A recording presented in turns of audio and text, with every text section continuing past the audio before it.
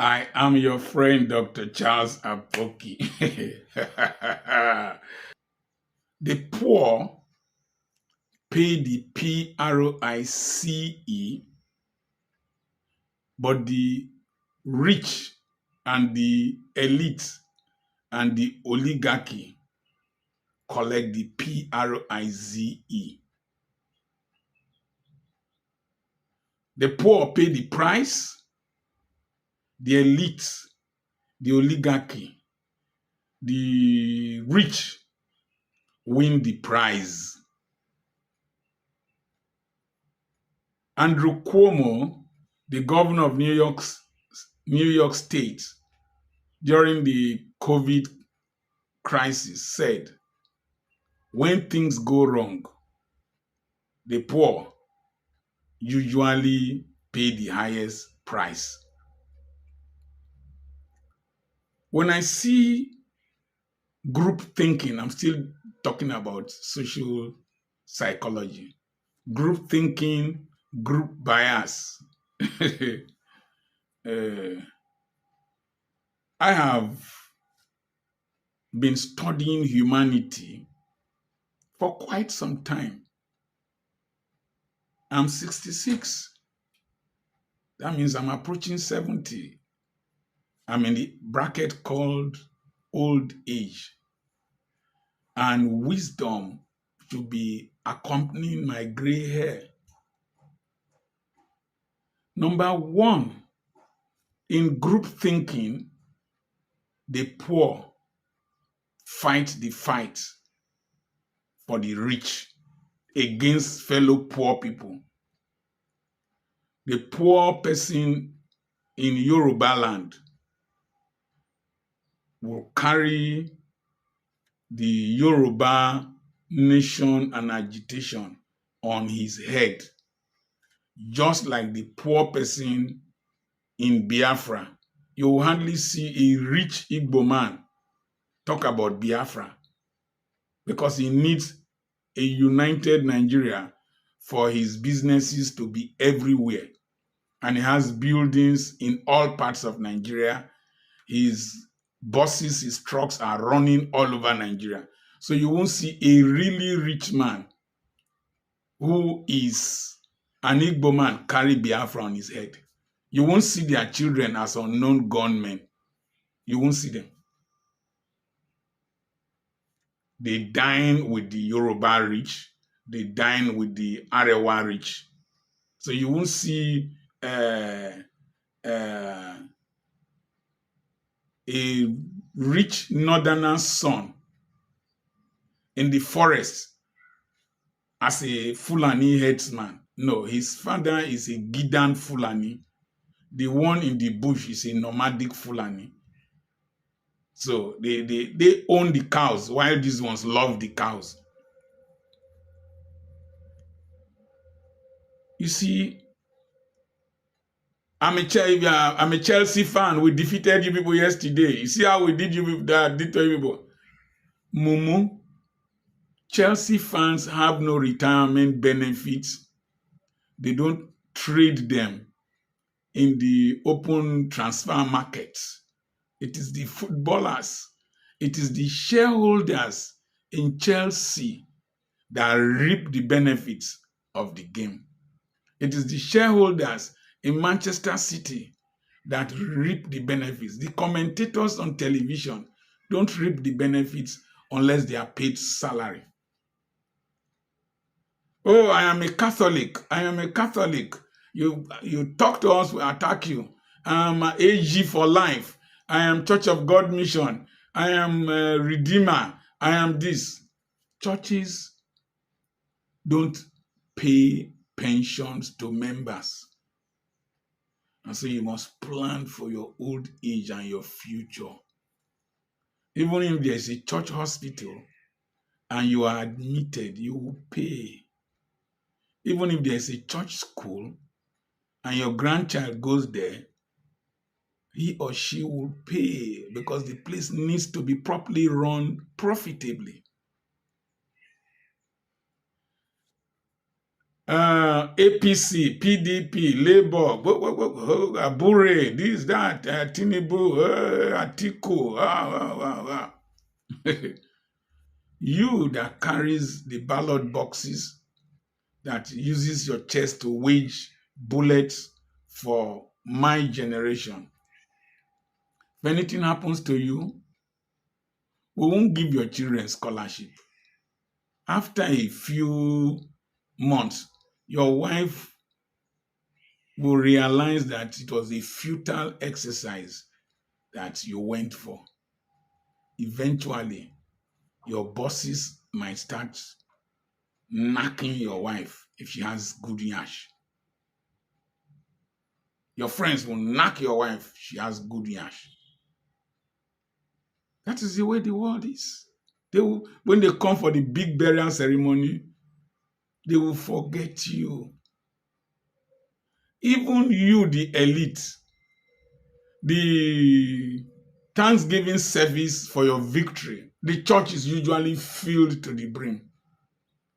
Filled to the brim. But if you lose elections, the Thanksgiving service for you to find your level is usually scantily attended. Just watch. Just go for a ceremony as the former governor or former anything. Then let the incumbent come. Let's welcome His Excellency. Let's welcome the Senate. They will abandon you. They will drift there. They will go and kneel down as they used to kneel down for you. That's the way the world is. In as much as there is group think, group bias have a personal bias. Plan for your future. I traveled extensively around Nigeria. I went around Nigeria with Barrister Azuka Obi of blessed memory, teaching on wealth creation around Nigeria, Assemblies of God. Very few of those people ever called me again. I knew it. As I was going to teach them, when I get home, nobody calls me called me whether I've gotten home. And my wife said, don't go and start teaching all over the place and you have nothing on ground. So you must have something on ground. Your own. Jacob said, is it not time I started planning for myself? So bust all these groupthink. Arewa, the northern part of Nigeria has ruled Nigeria for a considerably longer time than any part of Nigeria. But all the indicators of poverty and backwardness are in the north. Children out of school, amajiri, beggars, dusty streets, all kinds of things are in the north. But the elites in the north keep getting richer. Tinubu is the president, whether you like it or not. Go to the average Yoruba community around the western part of this country. Outside Lagos, Akure, the GRA of Ibadan. Just go to Imale-Falafia, Bere, Agbeni. Go and see the roof. You won't see any road to some places, SW1 stroke, so. And you see, poverty is universal. It knows no bias. That's why I mentioned Peter Obi as a new innovation into the Nigerian political scene. We did not take his statement seriously that Muslims don't buy bread differently, Christians don't buy differently, Northerners don't buy differently. It is universal. And so, you must extricate your mind from group bias and group think and concentrate on yourself. Now, let me tell you, even in this family, my wife and I are married to a very hardworking, enterprising good woman. She epitomizes he who finds a wife finds a good thing. And beside every successful man, there is a woman. But listen, it came to a point. My children came from overseas. We needed solar power in this house. And we gave them the bill.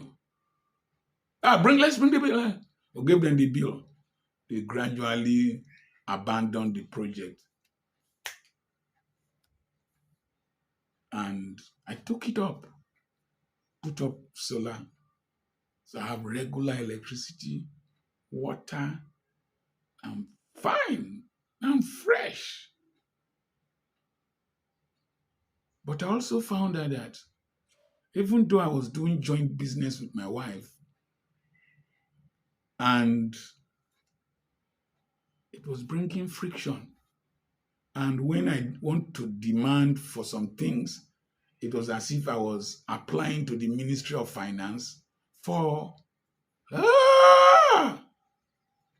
this cannot continue into old age. And I left her with her unit of the economy, and I built another economy. Today, I can travel to any country I want. I can eat anything I want. I wake up slowly. Don't wake up. I don't rush. I took her counsel, but I counseled myself to build an economy that is my private economy. The children can do their own, so you don't age as a group. You age differently. As you age, your wife and the children will be one side. You might be on one side. Might I use, not compulsory. And you must learn to take care of yourself as a man in particular. Even as a woman married to a successful man, these men can decide to go for a younger chick. And if you have not built your own economy, madam, secured your future, you might be left dry. So your age mates, all of you will be friends together. And I used to tell my friends, 10 friends will not remain 10 friends for 10 years. Progress, distance, circumstances will start separating you. And when you reach this age bracket, they have their own health challenges. They have their own emotional challenges. They have their own financial challenges. They might not be able to travel to come and see you. They might not have enough in their hands. And so they will not be able to contribute to you. So you must contribute to your life. Turn your life to a cooperative, an ususu, where you invest in. That denomination, newer people are going to come with fresher anointing, more powerful anointing. Gradually, you discover that you are on your own. When you retire, they're losing your tires. And if you are not careful, if you didn't plan ahead, you will start getting angry with an organization that you are not supposed to get angry with. That is the truth. Try as much as possible to plan for your future. Forget this group bias and group thinking. I am Dr. Charles Apoki. I have a webinar coming up on the on the 14th and 15th of March. Send a message to +234 80 21 21 92 62 to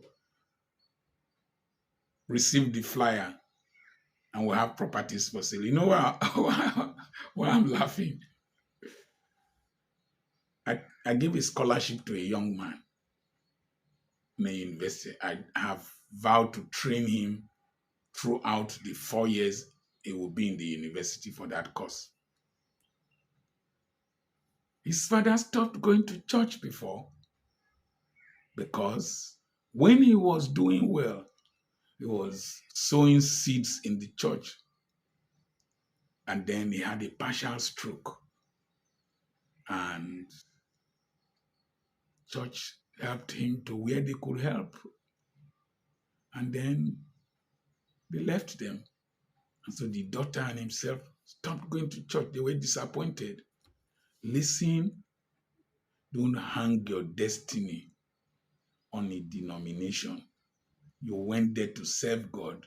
You didn't go there to buy shares. After all, very few churches do an annual general meeting and show you the books of how much you people made and how much was spent. Churches don't share dividends. Your reward is from God. Look unto God. Plan your life. I'm Dr. Charles Apoki. Invest in your future. God bless you.